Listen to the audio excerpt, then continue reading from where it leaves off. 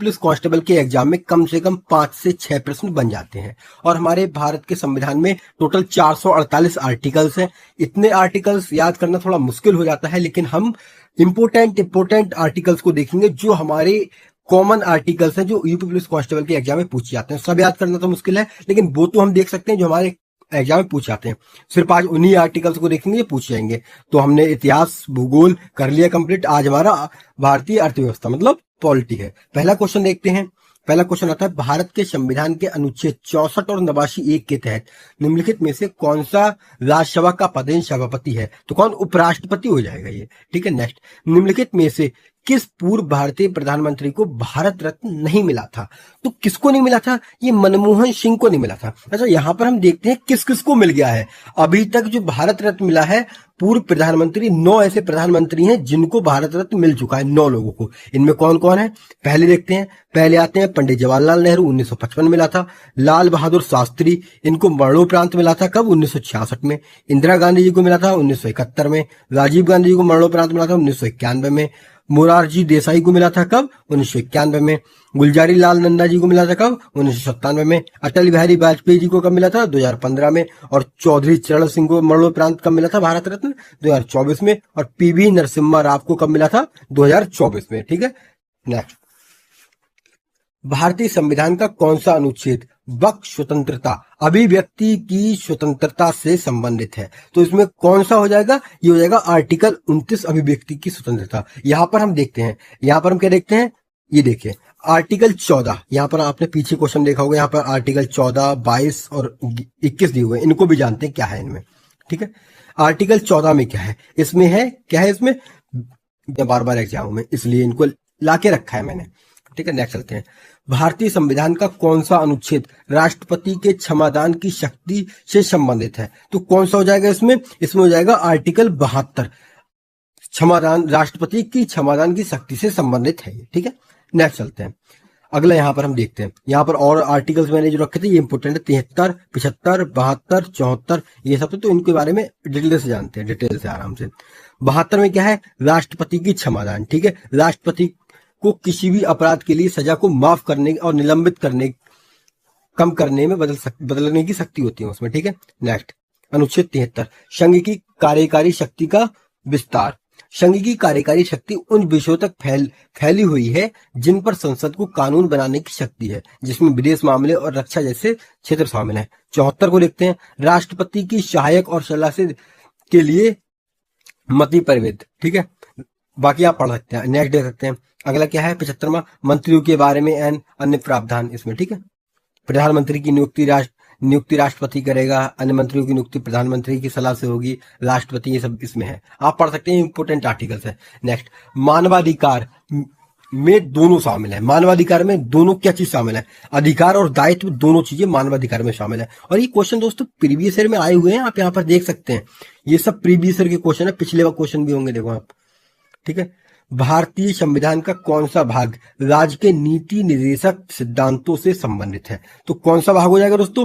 भाग 4। ठीक है। भाग 4 संबंधित है। अच्छा, यहां पर हम और भागों के बारे में देख लेते हैं पहले। चलो, आ ही गए। तो भाग 1 में क्या है? संघ और उसका क्षेत्रफल, आर्टिकल 1 से 4 तक। भाग 2 में क्या है? नागरिकता। भाग कितने नागरिकता है? आर्टिकल 5 से 11 तक। ठीक है। और नेक्स्ट देखते हैं, भाग 3 में क्या है? मौलिक अधिकार, आर्टिकल 5 से 12 तक, 12 से 35 तक, सॉरी। भाग 4 में क्या है? राज्य और उसके नीति निर्देशक तत्व, आर्टिकल 36 से 51 तक। भाग 4A में क्या है? मौलिक कर्तव्य, और 51A में है ये। अच्छा, 4A जो है ये कब जोड़ा गया था? 4A जोड़ा गया था 42वें संविधान संशोधन में जोड़ा गया था 1976 में। ठीक है। भाग 5 की बात करें, संघ सरकार। भाग 6 की बात करें, राज्य सरकारें। भाग 7 की बात करें, पहली अनुसूची के खंडन में ये मतलब हटा दिया गया, निरस्त कर दिया गया है। ये कब किया गया था? ये हटाया गया था 7वें संविधान संशोधन में, 1956 में हटाया गया था ये। और भाग 8 की बात करें, केंद्र शासित प्रदेश है। 9 की बात करें, पंचायतें। 9A की बात करें, नगर पालिकाएं। 9B की बात करें, सहकारी समितियां। 10 आता है अनुसूचित और जनजातीय क्षेत्र से। ठीक है। नेक्स्ट चलते हैं, अगला देखते हैं हम कौन सा। भाग 11 में क्या आता है? संघ राज्य और उसके बीच संबंध। 12 में क्या आता है? वित्त संपत्ति, संविदा और वाद। 13 में क्या आता है? भारत के भीतर व्यापार और वाणिज्य। 14 में संघ और राज्य के अधीन सेवाएं। 14A में क्या आता है? अधिकरण। 14A कब जोड़ा गया था दोस्तों? ये भी 42वें संविधान संशोधन में जोड़ा गया। 14A और 4A जोड़े गए थे एक साथ, ठीक है, 1976 में।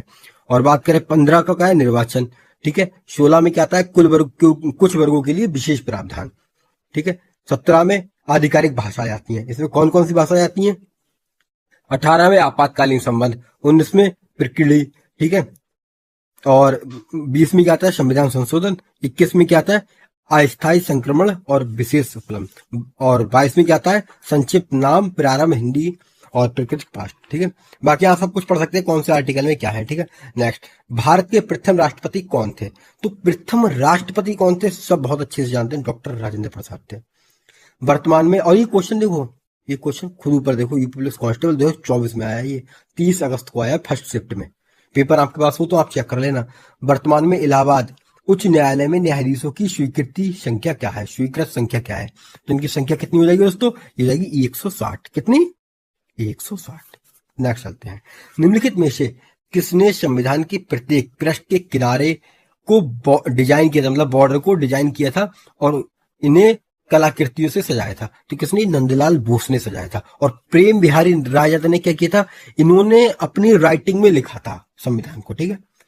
निम्नलिखित में से कौन फिलीपींस होगा? निम्नलिखित में से कौन फिलीपींस की राजधानी है? ठीक है, राजधानी पूछा है इसने, तो राजधानी कौन सी हो जाएगी फिलीपींस की? तो दोस्तों ये हो जाएगी मनीला, ठीक है, मनीला। ओके, मैंने करेक्ट करके लिख दिया है इसको, ठीक है, फिलीपींस की राजधानी। नेक्स्ट चलते हैं। राष्ट्रीय मानवाधिकार आयोग NHRC के अध्यक्ष और सदस्यों की नियुक्ति किसके द्वारा की जाती है? तो ये किसके द्वारा की जाती है? ये राष्ट्रपति के द्वारा की जाती है। ये थोड़ा इंपॉर्टेंट क्वेश्चन है, मार्क करके रखना, एग्जाम में आया हुआ भी है।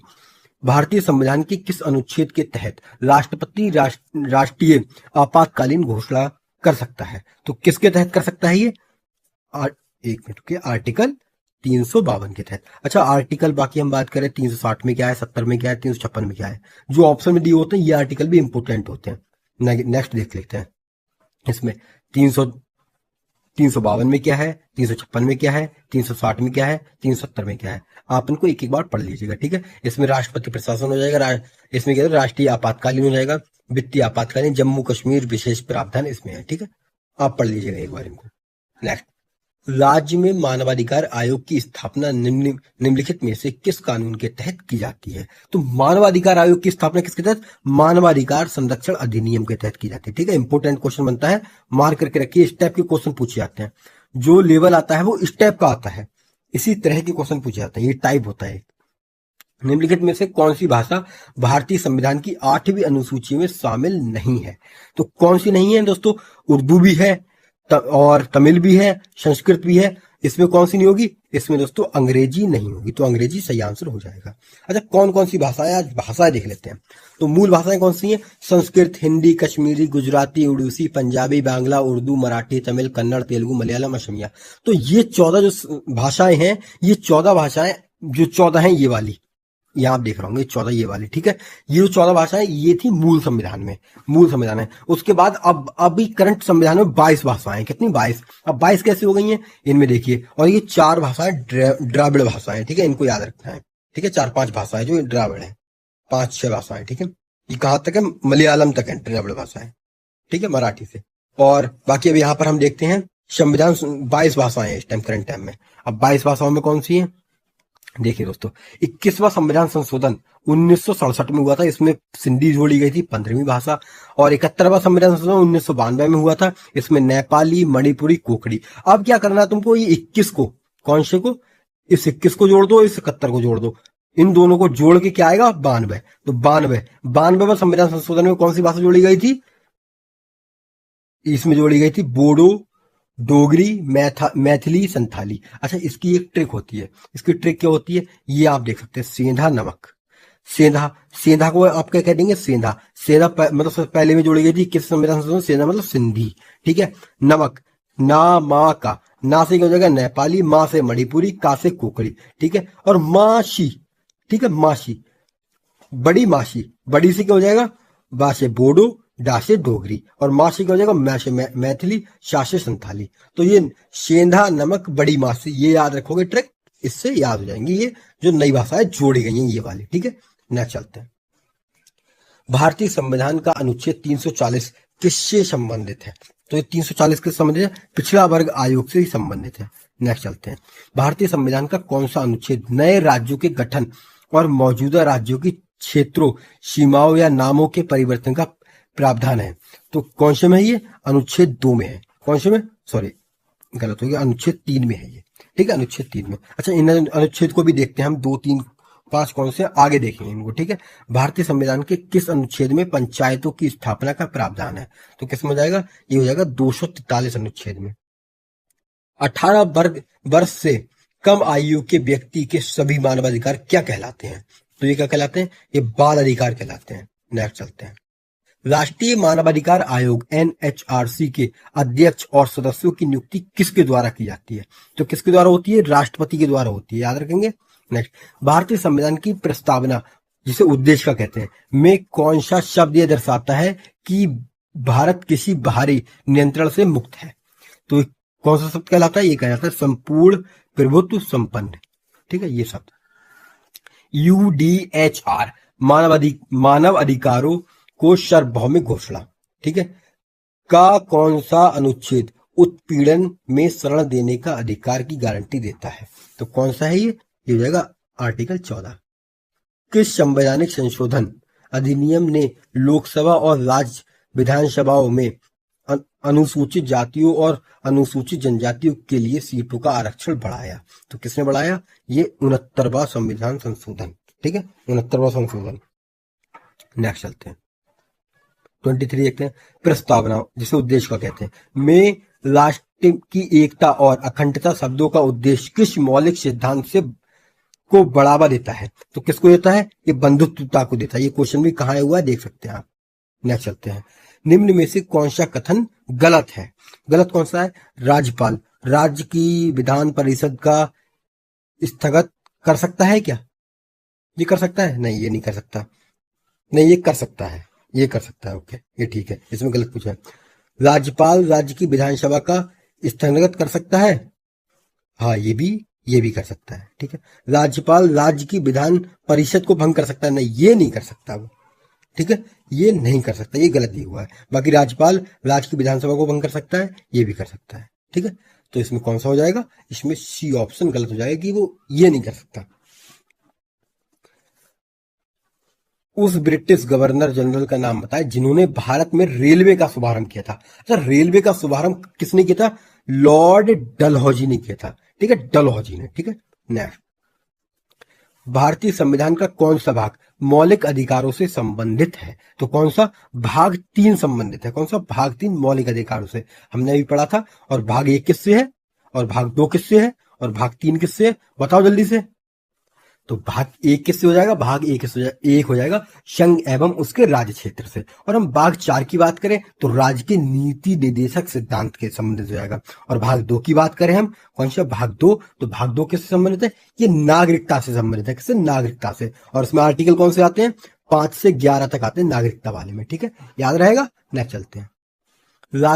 राष्ट्रपति और उपराष्ट्रपति दोनों के पद रिक्त होने की स्थिति में भारत के राष्ट्रपति के रूप में कौन कार्य करता है? तो कौन करेगा अगर ये दोनों नहीं होंगे? तो कौन करेगा? राष्ट्रपति को भारत के मुख्य न्यायाधीश करेंगे। ठीक है, नेक्स्ट चलते हैं। मानव अधिकारों की सार्वभौमिक घोषणा के अनुच्छेद 4 में किसका विवरण प्रस्तुत किया गया है? तो किसका किया गया है? गुलामी और से स्वतंत्रता का। ठीक है, नेक्स्ट, भारतीय संविधान के भाग 4 में किसका का विवरण प्रस्तुत है? किसका है? मैंने अभी बताया आपको किसका है। 4 में राज्य के नीति निर्देशक सिद्धांत। और आर्टिकल कौन कौन से? 36 से लेके 51 तक आर्टिकल में, 36 से 51। ठीक है, याद रहेगा। नेक्स्ट चलते हैं। और ये सही है। अच्छा, इनमें सही कौन सा है? जाकिर हुसैन भारत के पहले मुस्लिम राष्ट्रपति थे, यही सही हो जाएगा। बाकी सब अब चेक ही करना जब एक सही है। निम्न में से कौन सा गलत है? इनमें गलत पूछा है, कौन सा है? अच्छा, गलत, राज्यपाल राष्ट्रपति द्वारा नियुक्त किया जाता है, ये सही है। राष्ट्रपति के प्रसाद यंत्र राज्यपाल का कार्यकाल देता है, ये भी सही है। राज्यपाल राष्ट्रपति को अपना त्याग पत्र सौंपता है, ये भी सही है। 30 वर्ष की आयु का व्यक्ति राज्यपाल बन सकता है, ये गलत है। नहीं बन सकता 30 वर्ष की उम्र का व्यक्ति, क्योंकि राज्यपाल बनने के लिए मिनिमम आयु चाहिए 35 वर्ष होनी चाहिए। कितनी? 35 वर्ष। इसमें 30 वर्ष कहा गया है। नेक्स्ट चलते हैं। निम्नलिखित में से कौन सा सही मिलान है? इसमें सही मिलान देखना है हमको कौन सा है। अनुच्छेद 19 संघ बनाने का अधिकार नहीं, अनुच्छेद 19 में ये नहीं है। अनुच्छेद 19 में किसी पेशों का अभ्यास करने का अधिकार, ये भी नहीं है। अनुच्छेद 19 भाषण और अभिव्यक्ति की स्वतंत्रता अधिकार, हाँ यही हो जाएगा। ठीक है, यही हो जाएगा, भाषण और अभिव्यक्ति की स्वतंत्रता का अधिकार, आर्टिकल 19 में। निम्न में से कौन सा कथन सही है? अब इसमें कौन सा कथन सही होगा? 1995 में आपातकालीन के समय गुलजारी लाल नंदा भारत के प्रधानमंत्री थे? नहीं, ये नहीं थे। उस टाइम प्रधानमंत्री कौन थे फिर? क्योंकि उस समय इंदिरा गांधी जी प्रधानमंत्री थी। 1975 में आपातकालीन के समय इंदिरा गांधी जी भारत की प्रधानमंत्री थी। हाँ यही ठीक है, हो जाएगा। ठीक है, नेक्स्ट चलते हैं। अगस्त 2018 के अनुसार भारत के राष्ट्रीय मानवाधिकार आयोग के वर्तमान अध्यक्ष कौन है? तो वर्तमान अध्यक्ष कौन है? ये हो जाएंगे न्यायमूर्ति HL दत्तू। ठीक है, नेक्स्ट चलते हैं। 1975 में आपातकालीन के समय भारत के राष्ट्रपति कौन थे? प्रधानमंत्री तो इंदिरा गांधी जी थी। अब राष्ट्रपति कौन थे? ये थे फखरुद्दीन अली अहमद। ठीक है, नेक्स्ट चलते हैं। भारतीय संविधान का अनुच्छेद 22 निम्न में से किससे संबंधित है? तो किससे संबंधित रहेगा? ये कुछ मामलों में गिरफ्तारी और हिरासत के खिलाफ संरक्षण। ठीक है, नेक्स्ट चलते हैं। निम्न में से कौन सा कथन गलत है? तो इनमें से कौन सा कथन गलत हो जाएगा? राज्यपाल राज्य की विधान परिषद का स्थगन कर सकता है, सही है ये। राज्यपाल राज्य की विधानसभा का स्थगन कर सकता है, ये भी सही है। और राज्यपाल विधानसभा को भंग कर सकता नहीं, ये गलत है। भारतीय संविधान के अनुच्छेद 20 किससे संबंधित है? तो किससे होगा? दो सिद्धि के संदर्भ में संरक्षण से। ठीक है, नेक्स्ट चलते हैं। नेक्स्ट, वर्तमान में भारतीय संविधान के कितने भाग हैं? तो भारतीय संविधान के भाग कितने हैं? भाग हो जाएंगे 25 भाग। ठीक है, इसमें और मूल भाग कितने? बाकी ऐसे हैं, ऐसे जो एक्स्ट्रा भाग बड़े हुए हैं भाग, जैसे कौन से? 4A हो गया, 9A हो गया, 9B हो गया, 14A हो गया। ठीक है, ये अब इसमें क्या है? इसमें टोटल जो भाग हैं, मूल भाग की बात करें हम, यहां पर हम देखते हैं 7 जो था उसको हटा दिया गया और उसकी जगह पे कितने बढ़ गया? 4A बढ़ गया। और कौन सा बढ़ गया? 9A बढ़ गया। और 9B बढ़ गया। और कौन सा? 14A बढ़ गया। ठीक है, ठीक है। अब 22 थे, 22 में से 1 घटा, फिर 21 रह गए और 21 में 4 और जोड़ दिए तो पूरे 25 हो गए। कितने? 25 हो गए। ठीक है, इस टाइम करंट टाइम पे 25 भाग हैं। कितने? 25। नेक्स्ट चलते हैं। नीलम संजीव रेड्डी के कार्यकाल के बाद भारत के राष्ट्रपति कौन बने? तो ये कौन बने थे? ये बने थे ज्ञानी जैल सिंह। नेक्स्ट चलते हैं। रविन्द्रनाथ टैगोर ने निम्नलिखित में से किस देश का राष्ट्रीय गान लिखा था? अरे रविन्द्रनाथ टैगोर ने किसका लिखा था? किस देश का लिखा था? बांग्लादेश का लिखा था। ठीक है, भारत का संविधान भारत के महान्यायवादी की नियुक्ति का अधिकार किसको देता है? तो ये किसको देता है दोस्तों? ये देता है राष्ट्रपति को। नेक्स्ट चलते हैं। भारत का मूल संविधान द्वारा मूल संविधान किसके द्वारा हाथों से लिखा गया था? तो ये मैंने शुरू में बताया कि इसको प्रेम बिहारी नारायण रायजादा के द्वारा हाथों से लिखा गया था। उन्होंने अपनी राइटिंग में लिखा था इसको। नेक्स्ट, मानवाधिकार संधि निकायों के स्वतंत्र विशेषज्ञों का कार्यकाल कितने वर्षों का होता है? तो कितने का होता है? ये 4 वर्षों का होता है। नेक्स्ट, निम्नलिखित में से कौन सी भाषा भारतीय संविधान की 8वीं अनुसूची में उल्लेखित आधिकारिक भाषाओं में से नहीं है? तो हमने कौन कौन सी पढ़ी थी उसमें? संस्कृत पढ़ी थी, कश्मीरी पढ़ी थी, संथाली पढ़ी थी और हमने फारसी नहीं पढ़ी थी। ठीक है, तो इसका आंसर फारसी हो जाएगा। नेक्स्ट चलते हैं। मानवाधिकार परिषद निम्नलिखित में से किस वर्ष में गठित किया गया था? तो किस में किया गया था? ये 2006 में किया गया था। मानवाधिकार उच्चायुक्त कार्यालय में 2006 के दौरान निम्नलिखित में से किस निकाय ने मानवाधिकार आयोग की जगह ली थी? तो किसने ली थी दोस्तों? ये ली थी मानवाधिकार परिषद ने। नेक्स्ट, भारतीय संविधान के राजनीति निर्देशक सिद्धांतों की अवधारणा निम्नलिखित में से किससे ली गई? तो ये किससे ली गई थी? ये आयरलैंड के संविधान से ली गई थी। अच्छा दोस्तों, हमारे 50 क्वेश्चन कंप्लीट हो चुके हैं।